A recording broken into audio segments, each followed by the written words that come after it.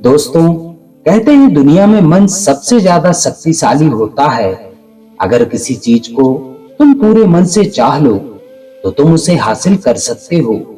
यह मैं नहीं कहता, यह सभी महापुरुषों का कहना है। लेकिन अगर यह सत्य है, यह सच है, तो हम जो अपने मन से चाहते हैं वह हमें हासिल क्यों नहीं होता है? भाई, कोई भी इंसान अपने मन में दुख तो नहीं चाहेगा, लेकिन वो रहता तो दुखी ही है। हर इंसान अपने मन से तो कामयाब होना चाहता है, खूब पैसा कमाना चाहता है, लेकिन फिर भी वह कामयाब नहीं होता। भला ऐसा दुनिया में कौन इंसान होगा जो अपने मन में यह चाहेगा कि मैं नाकामयाब रहूं या मैं पैसे ना कमाऊं? सोचने की बात है। तो इसमें दो चीज निकलकर सामने आती हैं। या तो वह महापुरुष गलत थे जिन्होंने यह बात बोली कि मन से चाही हुई चीज हासिल हो जाती है, या फिर हम गलत हैं। आज की इस वीडियो में जो मैं कहानी सुनाने वाला हूँ उसमें आपको एक ऐसा मंत्र मिलेगा।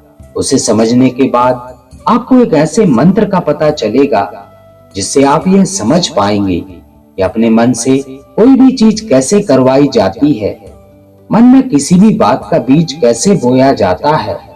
यह इस कहानी से आपको अच्छी तरह से समझ में आ जाएगा और इससे आप यह भी समझ पाएंगे कि आकर्षण का नियम, लॉ ऑफ अट्रैक्शन, कैसे काम करता है। दोस्तों, कहानी छोटी सी है लेकिन बहुत ही गहरी है। इस वीडियो को पूरा अंत तक जरूर देखिए, तभी आप अच्छे से इस कहानी का पूरा लाभ ले पाएंगे।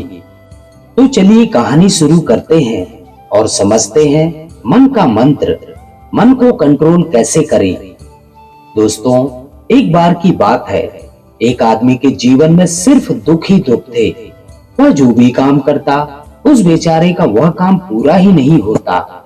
घर में आता तो घर में क्लेश बना रहता, किसी से कोई मदद मांगता तो कोई उसकी मदद ही नहीं करता। ऐसा लगता था कि चारों तरफ से उसके ऊपर दुखों का पहाड़ टूट पड़ा है। उसे समझ नहीं आ रहा था कि मैं इन दुखों से कैसे पार पाऊं। वह दिन रात यही सोचता रहता था कि अपने दुखों से छुटकारा कैसे पाना है। इसी कारण से वह रात में सो भी नहीं पाता था। उसकी आंखों के नीचे बड़े बड़े काले घेरे बन गए थे, जो इस बात का प्रतीक थे कि वह आदमी कितना दुखी है और कितना चिंतित है।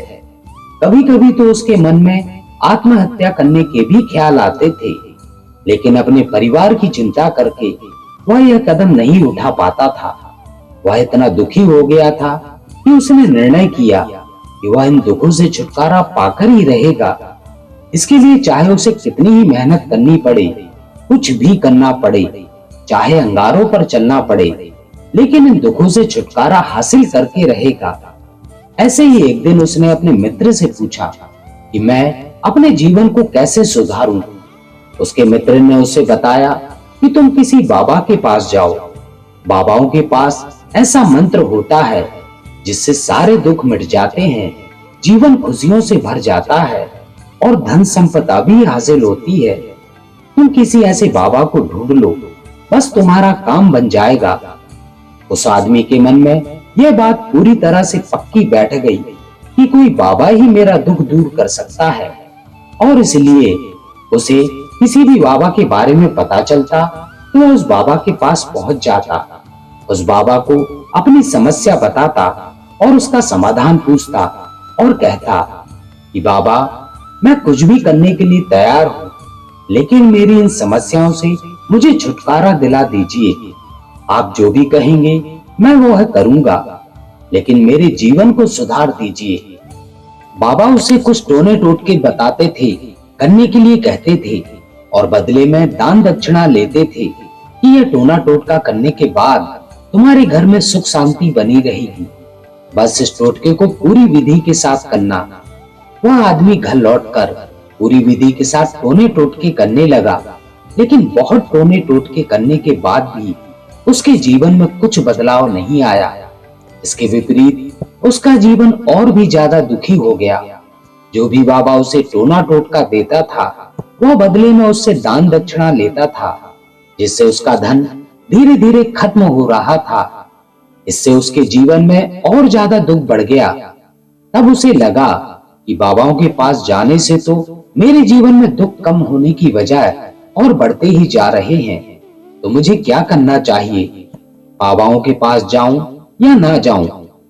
फिर एक दिन किसी आदमी ने उसे बताया कि तुम अपने घर में किसी पंडित को बुलवाकर हवन करवा लो। हवन होगा, घर शुद्ध हो जाएगा। कोई भी बुरी ऊर्जा होगी तो घर में वह बाहर चली जाएगी। किसी पंडित को बुलाकर पूरे विधि विधान से मंत्र उच्चारण करो, हवन करो, जिससे घर में सुख शांति आए। उस आदमी के मन में यह बात बैठ गई और उसने एक पंडित को अपने घर बुलाकर हवन करवा दिया। हवन अच्छी तरह से संपन्न हुआ। बदले में पंडित जी ने भी अच्छी दान दक्षिणा ली और उसके बाद वह वहां से विदा हो गया। लेकिन कुछ दिनों के बाद उस आदमी को महसूस हुआ कि उसके जीवन में अब भी कोई बदलाव नहीं आया है। अब वह आदमी पूरी तरह से दुखी हो गया और ज्यादा परेशान हो गया। अब तो उसे लगने लगा था कि मेरे जीवन से दुख कभी भी खत्म नहीं होंगे। और यही सोच सोच कर उस आदमी का बुरा हाल हो गया था। फिर एक दिन उसे अपने मित्र से एक ऐसे बाबा के बारे में पता चला जो समाधान बताने के लिए कोई दान दक्षिणा नहीं लेता था। उस आदमी को लगा यह बाबा दूसरे बाबाओं की तरह नहीं हो सकता, क्योंकि यह तो दान दक्षिणा लेता ही नहीं, और अगर दान दक्षिणा नहीं लेता तो यह सच में कोई सिद्ध बाबा होगा। और यही सोचकर वह उस बाबा के पास पहुंच जाता है। जब वह आदमी वहां पर पहुंचता है तो वह बाबा ध्यान में बैठे हुए थे। यह देखकर वह आदमी वहीं पर चुपचाप बैठकर उनके ध्यान से बाहर आने का इंतजार करने लगा। थोड़ी देर के बाद बाबा ने आंखें खोली तो सामने एक दुखी और परेशान युवक को बैठे देखा। उसकी आंखों के नीचे काले काले घेरे देखकर ही वे समझ गए कि यह आदमी अपने जीवन से कितना परेशान है। उसे संबोधित करते हुए बाबा ने पूछा, बच्चा, क्या चाहते हो? बाबा के पास क्या लेने आए हो? उस आदमी ने कहा कि बाबा, मैं अपने जीवन से बहुत परेशान हूँ। मैं इन दुखों को दूर करने के लिए बहुत सारे उपाय अपनाए, हर वह तरकीब करके देखी जो किसी बाबा ने मुझे बताई, हर वह काम किया जो कोई भी इंसान ने मुझसे कहा, लेकिन मेरे जीवन में दुखों में कोई कमी नहीं आई। बाबा, इसके विपरीत मेरे जीवन में दुखों की बढ़ोतरी हो गई। मुझे समझ नहीं आ रहा है, मैं क्या करूं? कभी कभी तो मैं आत्महत्या करने की सोचता हूं, लेकिन मैं अपने परिवार की सोचकर मैं यह कदम नहीं उठा पाता हूं। मैंने आपके बारे में बहुत सुना है बाबा, और मैं बहुत उम्मीद के साथ आपके पास आया हूं। कृपया करके मुझे कोई ऐसा मार्ग बताएं जिससे मुझे अपने दुखों से छुटकारा मिल जाए। मैं अपने दुखों से छुटकारा पाने के लिए कुछ भी करने को तैयार हूं। आप मुझे कोई भी रास्ता बताएं, चाहे वह रास्ता कितना ही कठिन क्यों ना हो, मैं उसको पार करके रहूंगा। बाबा ने महसूस किया कि आदमी तो सच में बहुत परेशान है। बाबा उसकी बात सुनकर कहा, बच्चा, दुखों को दूर करने के लिए मंत्र ऐसे नहीं मिलते। मंत्र पाने के लिए कुछ करना पड़ता है। तुम कुछ कर सकते हो। यह सुनकर पहले तो उस आदमी ने सोचा यह बाबा भी मुझसे दान दक्षिणा मांगेंगे, लेकिन और कोई रास्ता ना पाकर उस आदमी ने कहा, बाबा, आपको जितना भी दान दक्षिणा चाहिए मैं देने के लिए तैयार हूँ, लेकिन आपका मंत्र सच्चा होना चाहिए, वह पूरा होना चाहिए, उसका फल मुझे मिलना चाहिए। उसके बाद मैं आपको जो भी दान दक्षिणा लेना चाहते हो मैं आपको वो दूंगा। बाबा ने कहा, दान दक्षिणा तो बहुत छोटी चीज है, मुझे वह नहीं चाहिए। इस पर वह आदमी सोच विचार करके बोला, बाबा, मैं अंगारों पर भी चलने के लिए तैयार हूँ, आप मुझे बस आज्ञा दीजिए। बाबा ने कहा, अंगारों पर चलने वाली छोटी चीज मैं तुमसे नहीं कराने वाला हूँ। मैं जो तुमसे कराने वाला हूँ वो बहुत कठिन मंत्र है, उसे पूरा कर पाओगे? उसने कहा, बाबा आप मुझे बताइए तो सही, मुझे क्या करना है? मैं कुछ भी करने के लिए तैयार हूँ। इस पर बाबा ने उससे कहा, यहाँ से जब तुम अपने घर के लिए जाओ तो रास्ते में अपने मन में यह दोहराते जाना कि मैं बहुत सुखी हूँ, मैं बहुत सुखी हूँ। बार बार अपने मन में यही दोहराना, और याद रहे जुबान पर यह नहीं आना चाहिए, यह सिर्फ मन में दोहराना है। यह सुनकर वह आदमी बोला, बाबा बस इतनी सी बात, यह तो मैं चुटकी बजाते ही कर लूंगा, लेकिन इससे क्या होगा? बाबा बोले, इस मंत्र को करके तो देखो, वैसे भी तुमने इतने बाबाओं के मंत्र किए हैं, तो इस मंत्र को भी करके देख लो। उस आदमी ने सोचा कि बाबा कुछ दान दक्षिणा तो ले नहीं रहे और छोटा सा मंत्र है, इसे तो मैं कर ही लूंगा। वह बोला, ठीक है बाबा, मैं यह मंत्र जरूर करूंगा। और वह आदमी यह कहकर वहां से चलने लगा।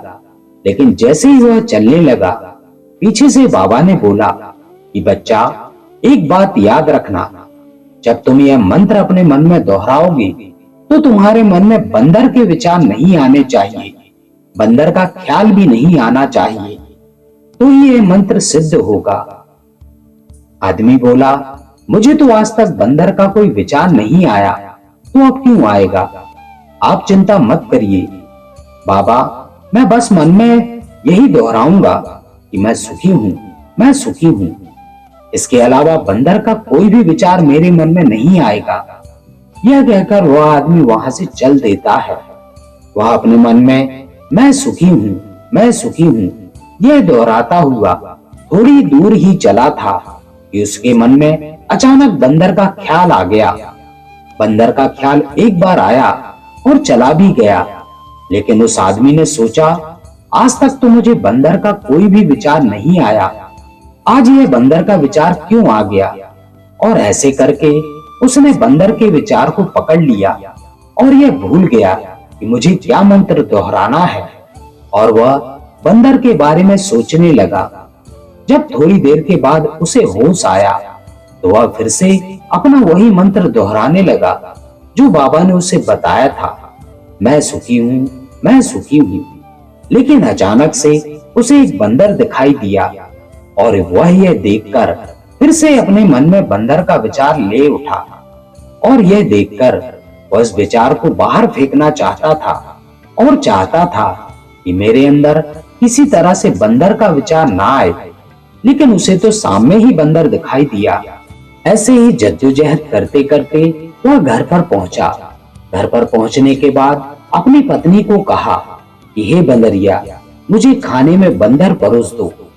और जब उसे एहसास हुआ कि उसने क्या बोल दिया है, तो वह अपने बाल नोचने लगा, दीवारों में सर मारने लगा कि आज तक मुझे बंदर का कोई भी विचार नहीं आया, और आज मुझे यह क्या हो गया है कि मुझे हर जगह बंदर ही बंदर नजर आ रहे हैं, यह कैसी माया है। यही सोच सोच कर वह आदमी रात भर सो भी नहीं पाया। रात भर करवटें बदलता रहा और सुबह उठकर सीधे उसी बाबा के पास पहुंच गया और उनके चरणों में गिरकर कहा कि बाबा, पता नहीं यह क्या चमत्कार हो रहा है, आज तक मुझे बंदर का कोई भी विचार नहीं आया, लेकिन कल से जब से आपने मुझसे कहा कि बंदर का विचार नहीं आना चाहिए, तब से मुझे हर जगह बंदर ही बंदर नजर आ रहे हैं। उस आदमी ने कहा कि बाबा, मुझे तो आपके पीछे पेड़ पर बैठा एक बंदर केले खाते हुए दिखाई दे रहा है, यह क्या हो रहा है बाबा? बाबा यह सुनकर हंसने लगे, हा हा हा। बच्चा, मन का जाल एक ऐसा जाल है जिसे समझ पाना इतना आसान नहीं है। बंदर तो तुम्हारे रास्ते में पहले भी आते थे। जब तुम मेरे पास आए थे तो इन्हीं पेड़ों पर यह बंदर घूम रहे थे, लेकिन तब तुम्हारे ध्यान में ये बंदर नहीं थे, तब तुम्हारे ध्यान में सिर्फ दुख थे। इसके बाद बाबा ने उसे बताया, बच्चा, हम जिस चीज से भी दूर भागना चाहते हैं, वह चीज हमारे मन में बहुत गहराई में प्रवेश हो जाती है और हमारे अंतर मन में समा जाती है। असल में हम जिस चीज से छुटकारा पाना चाहते हैं, उससे छुटकारा इसलिए पाना चाहते हैं कि वह हमारे साथ बहुत गहराई से जुड़ी हुई है और हम जितना ही उससे छुटकारा पाना चाहते हैं, वह उतनी ही गहराई से हमारे मन में बैठती चली जाती है और आखिरकार हमारे अंतर्मन में छा जाती है। ऊपर से तो हम चाहते हैं सुखी होना कि मैं सुखी हूँ, सुखी हूँ। हमारे होंठ भी यही बोलते रहते हैं, लेकिन हमारे मन में दुख समाये होते हैं। हमारे विचारों में, हमारे मन में दुख ही दुख दिखाई देते हैं। इसलिए अपनी जुबान से बार बार यह बोलने से कि मैं सुखी हूँ, मैं सुखी हूँ, हम सुखी नहीं होंगे जब तक यह मंत्र हमारे अंतर्मन में प्रविष्ट नहीं होगा। इस पर उस आदमी ने पूछा, बाबा, यह मंत्र हमारे अंतर्मन में प्रविष्ट कैसे होगा? यह सुनकर बाबा ने कहा कि बच्चा, अपने दुखों से लड़ना बंद करो। जब तक तुम अपने दुखों से दूर करने की सोचते रहोगे, तब तक वह दुख तुमसे चिपके रहेंगे। तब तक वह दुख तुम्हारे अंतर्मन पर अपना राज जमाए बैठे रहेंगे। और जिस दिन तुम उन दुखों के बारे में सोचना ही छोड़ दोगे, उन दुखों से छुटकारा ही नहीं पाना चाहोगे, उसी दिन से तुम्हारी जिंदगी से दुख गायब हो जाएंगे। क्योंकि किसी भी चीज से छुटकारा पाने के लिए हमें उस चीज के बारे में सोचना पड़ता है, और हम जितना ही उस चीज के बारे में सोचते हैं, वह उतनी ही गहरी हमारे मन में प्रविष्ट होती चली जाती है। हम अधिकतर समय दुखों के बारे में ही सोचते हैं। हम यही सोचते हैं कि हमारे जीवन में दुख है और हमें इनसे छुटकारा पाना है। इसी वजह से बार बार सोचने से वह दुख हमारे अंतर्मन में प्रविष्ट होते चले जाते हैं और हमें एहसास भी नहीं होता। इसलिए अगर तुम दुखों से छुटकारा पाना चाहते हो, तो दुखों से छुटकारा पाने के बारे में सोचना छोड़ दो। तुम्हें दुखों से छुटकारा मिल जाएगा। अक्सर आदमी धूम्रपान छोड़ना चाहता है, शराब छोड़ना चाहता है। वह अपने आप से यह वादा करता है कि मैं कोई भी गलत काम नहीं करूंगा, लेकिन शाम को जब लौटता है तो नशे में चूर होकर लौटता है। ऐसा क्यों होता है? जो हम सोच रहे हैं वह पूरा कर ही नहीं पा रहे हैं। असल में हम उस चीज को बहुत ज्यादा तवज्जो दे रहे हैं, उस चीज को बहुत ज्यादा अहमियत दे रहे हैं। जब भी हम उस चीज को छोड़ने के बारे में सोचते हैं, तो हम उसकी इम्पोर्टेंस यानी कि विशेषता और ज्यादा बढ़ा देते हैं। हमारा मन उस चीज के बारे में जितना ज्यादा सोचेगा, शराब या धूम्रपान छोड़ने के बारे में जितना ज्यादा सोचेगा, हमारा मन उतना ही उस चीज के पीछे ज्यादा भागेगा। हमें उस चीज से लड़ना नहीं है, बल्कि बिना सोचे गुजर जाना है। और अगर हम इस मंत्र को समझ लेते हैं, तो हम अपने जीवन में जो भी पाना चाहते हैं, उसे अपने अंतर्मन में डाल सकते हैं। और एक बार वह लक्ष्य हमारे अंतर्मन में बैठ जाता है, तो फिर सफलता पाने में कोई समस्या नहीं आती, कोई दिक्कत नहीं आती। तो दोस्तों, आपको हमारी आज की वीडियो कैसी लगी? अपने कमेंट के माध्यम से हमें जरूर बताएं। इसके साथ ही वीडियो पसंद आया हो तो वीडियो को लाइक जरूर करें और अपने प्रियजनों में शेयर करना ना भूलें। इसके साथ ही जो भी मित्र हमारे चैनल पर नए हैं, वे चैनल को सब्सक्राइब जरूर करें और बेल आइकन प्रेस करके ऑल करें, ताकि आगे आने वाली वीडियोस की नोटिफिकेशन आपको समय पर मिलती रहे। तो दोस्तों, इस वीडियो में बस इतना ही। मिलते हैं ऐसे ही किसी अन्य ज्ञानवर्धक वीडियो में। तब तक अपना ख्याल रखें। नमो बुद्धाय।